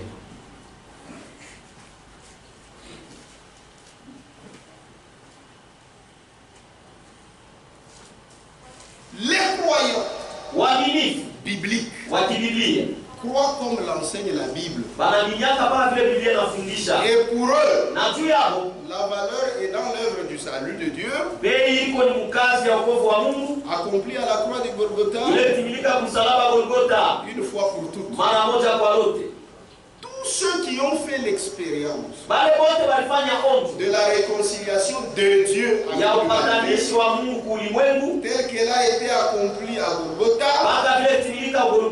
dans son action toute puissante, apportant le salut, ces gens-là ne portent pas une croix extérieurement visible d'or. Voilà. D'or, d'argent, non, ou de bois, et encore moins un crucifix. Que Dieu vous bénisse. Vous allez voir les gens qui portent ça. C'est ça être chrétien. C'est ça le signe des chrétiens. C'est faux. C'est faux. Cette croix personnelle n'est pas faite de bois ou de métal quelconque. Elle consiste en souffrance et moquerie et mépris que doivent supporter ceux qui sont venus à la foi lorsqu'ils sont véritablement le Seigneur. C'est la vérité. De même que le Sauveur, à la fin de son service, se chargea de sa croix et passa de Gethsemane vers le lieu de sa crucifixion. Ainsi, les jours de sa conversion, chaque croyant prend de façon imagée. C'est ça, Nini. Bon, ceux qui parlent français comprennent. De façon imagée. Donc ce n'est pas Mouvili n'a pas choix. Ou bébé qui n'a pas ma béca. Dans l'esprit.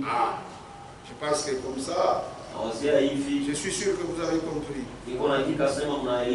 Voilà, je relis. Un sur les jours de sa conversion, chaque croyant prend de façon imagée sa croix sur lui et expérimente qu'il a été crucifié avec Christ et qu'il est à l'avenir appelé à porter ses outrages.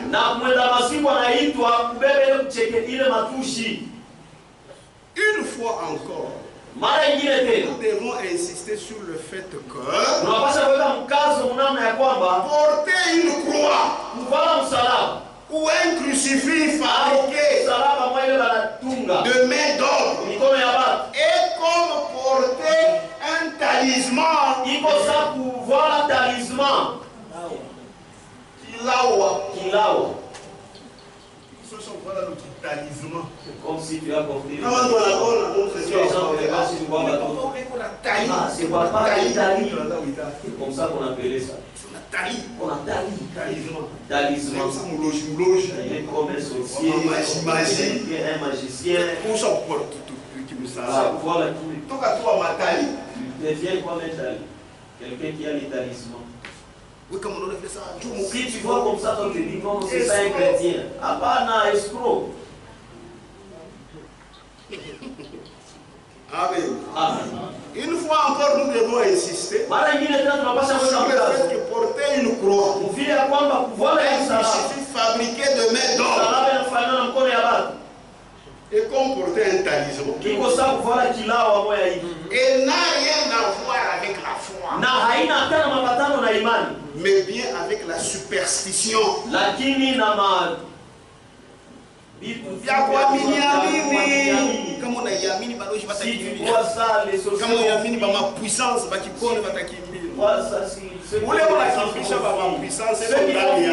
les gens de puissance, il est à moi.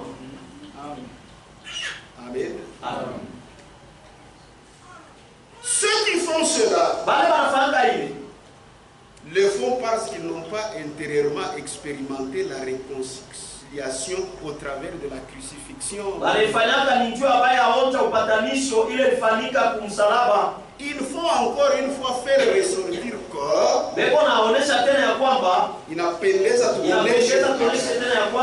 inapendeza tuoneshe tena wazi que pour ce qui s'est passé à la croix, il ne s'agit pas d'un symbole quelconque qui serait ensuite devenu une sorte d'idole et de faux dieux fabriqués par l'homme pour être accompagné d'une formule magique. Mais la croix est bien au contraire une expérience faite avec Dieu qui était en Christ. Voyez, une expérience faite avec Dieu qui était en Christ, se réconciliant avec l'humanité. Aussi bien la croix, aussi bien la croix que le tombeau, les deux sont vides. Quand vous allez à la croix, même s'il y a quelqu'un qui a, si vous y allez, mon sauveur n'y est pas. Allez dans la tombe, mon sauveur n'y est pas.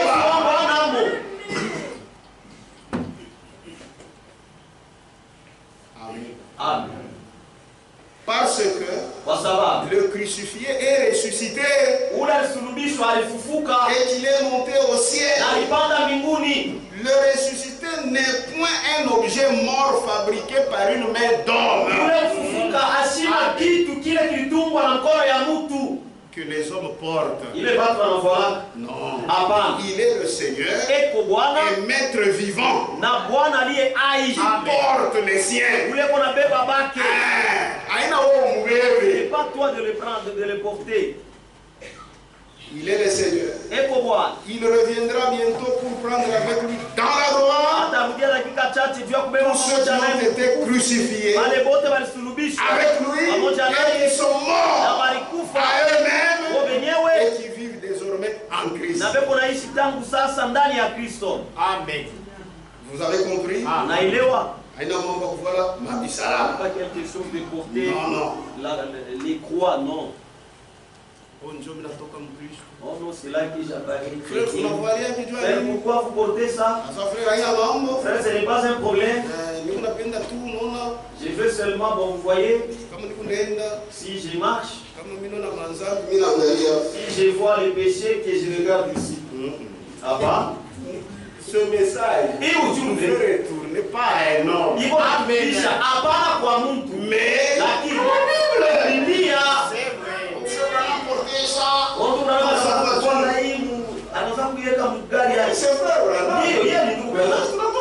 mais nous venons de lire. Ce n'est pas bien. Mais ça, c'est être catholique. Mais ça, c'est le catholicisme. Moi, je ne suis pas un fanatique. Moi, Dieu m'a déjà dit. Un jour, quelqu'un me vient avec une photo de Branham. Branham était là avec sa femme. Et c'est vrai, il y a une photo. Il sur cette photo. Madame Branham. Un jeep était un peu là. Vous voyez le style blanc. Voyez-vous, pas kakinoua, trop parler. Mais là, ça c'est la femme de votre prophète. Ou le signor qui a nabi wenu. Pourquoi il doit être de nouvelles lumières? Ça regardez la jupe. J'ai encore beaucoup de photos. Mais il y a ma picha ya mingi. Où le bien la jupe n'est pas ta moule. La jupe c'est juste qui est là. Mais là tu vas seulement chercher ça. Alors là tu as des démons. Parce que moi j'ai beaucoup de photos. Mais on a ma picha ya mingi. Là où les juste qui est là en bas. Et là tu vas chercher seulement cette photo ici. Même si la femme est portée des jupes. Moi je vais suivre la parole.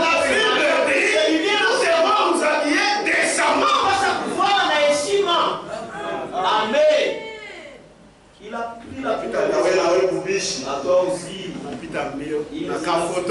Avec sa photo, il est parti. Oh, on a porté dans sa voiture. Est-ce que tu es vraiment pour porter? Et puis il y a des choses. Pour le moment, nous comprenons mieux.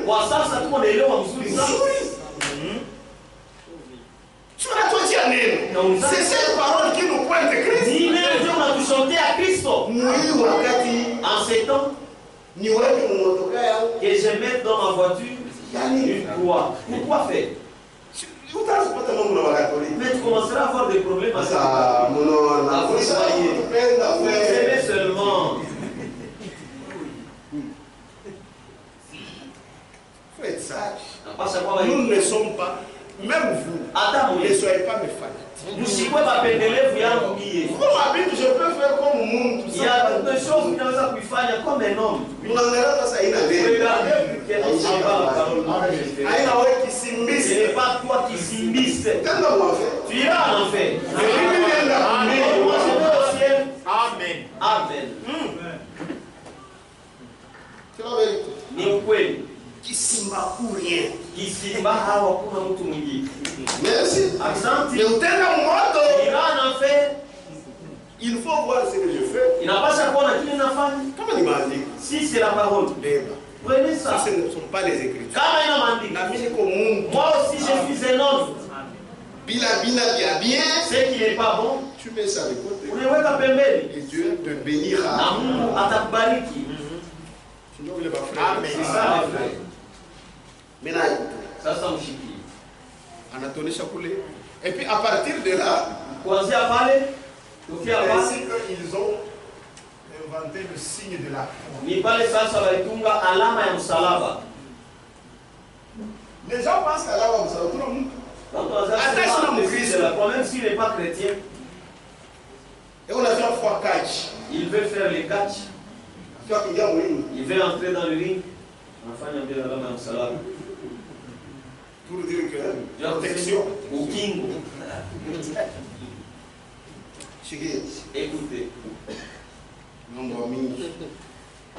940, 940, la même lettre. Le signe de la croix provient plutôt de Constantin. Lui, le meurtrier de plusieurs membres de sa propre famille. Et plus tard, ce signe fut repris par l'église de l'Empire romain. Conformément à ce que dit l'encyclopédie Britannicus,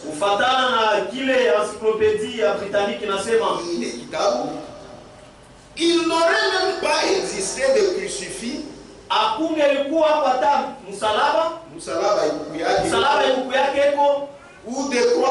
un corps. Le crucifix ni musalaba ile ishakubeba muntu. Il n'aurait même pas existé de crucifix jusqu'au 10e siècle. Il n'y en avait pas. Ce n'est que lors de la première croisade. Il invite les catholiques à organiser Jérusalem. C'était se frapper. Ils se sont même tués. C'est pourquoi ils ont gardé ma participation. Tout ça. Ils devaient leur payer aussi l'argent. Ils mettent dans la poche. C'est alors que vous pouvez aller. Amen. Jusqu'au 10e siècle, il n'y en avait pas. C'est vrai que lors de la première croisade, en l'an 1096-1099, suscité par le pape sanguinaire Urbain II, et qui soutint les porteurs de la croix et défenseurs du crucifix. Donc ils avançaient. C'est pourquoi on appelle croisade. Et il leur disait ceci, qu'un pardon total leur fut promis.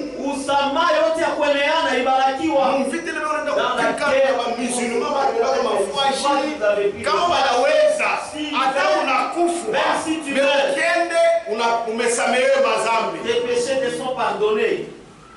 Et même le ciel leur fut promis. Sous le signe du crucifix. C'est ainsi qu'ils commençaient, comme ils dirent, à massacrer tous les incrédules. Lors de la prise de ce qui est faussement appelé le Saint-Sépulcre.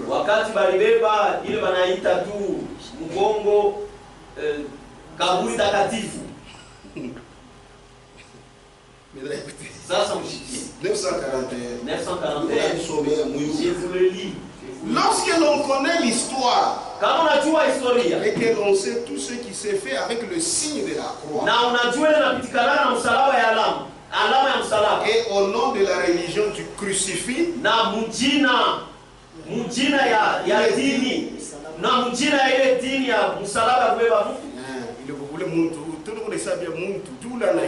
ça ce n'est pas Jésus. De la religion du crucifix, c'est-à-dire par l'église catholique romaine. Si vous connaissez ça, on se gardera bien d'estimer un tel symbole comme un signe chrétien. Utakatala kuichikia sema ile alama ni ya Kristo. Ce qui est chrétien, mais seulement ce qui se rapporte à Christ et à sa parole. Ce qui est apostolique, et seulement ce qui vient des apôtres. Et ce qui est biblique vient uniquement de la Bible. Amen. La violente christianisation que Kristo ile baraza kufanyisha bantu bakwe ba Kristo nguvu et la cruelle inquisition par les porteurs de la croix na malipizi baraza kupatia bantu kubali baraza wa msalaba et sa nombre, ainsi que d'autres croyants qui n'auraient pu baiser le crucifix parce qu'ils voyaient dans tout cela les cultes des idoles. Donc, on a été crucifié, comment ils baisaient? Si vous ne baisez pas, on te tue. On préférait la mort à martyr. Souvent, le crucifix et les instruments de torture étaient suspendus à la même paroi de prison. On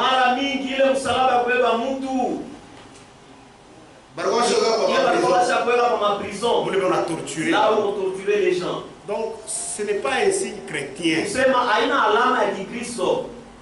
Ce n'est pas, j'insiste, ce n'est pas un signe chrétien.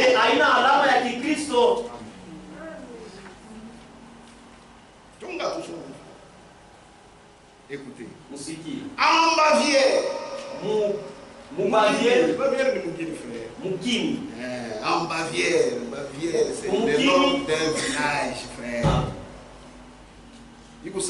À Makolobouré, à Kimbembe. Que Dieu vous bénisse. Amen.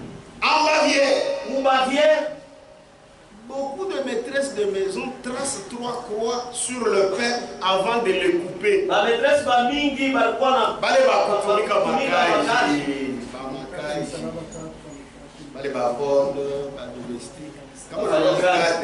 Avant ikata rapika. Mbele ya kukata, mbele anafanya alama ya msalaba.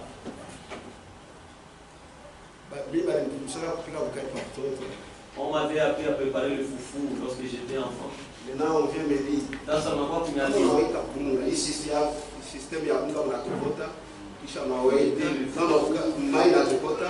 l'eau est dans l'unité, la farine vous attendez. On a dit, lorsque vous mettez cette farine, avant de faire entrer les malaxés, on a fait mbele ya zama ya msalaba. Tu fais d'abord ça. Même si tu ne pries pas avant de manger, c'est déjà prêt. Alors ça c'était dans ma tête. Là c'est le bois mon petit choyant. Prenez le malaxé. Moi mon mari, vous ne priez pas. Nous avons déjà mis les signes de la croix. Même catholique on prie. En Bavière, beaucoup de maîtresses de maison tracent 3 fois sur le pain avant de le couper. Cependant, tout cela n'a rien à voir avec la foi. Mais au contraire, bien davantage avec la superstition. Le signe de la croix, qu'il soit fait avec la main ou porté comme symbole, devient comme un talisman ou un porte-bonheur. Les enfants de Dieu n'ont rien à faire avec ces choses. Les enfants de Dieu n'ont rien à faire avec ces choses. Il faut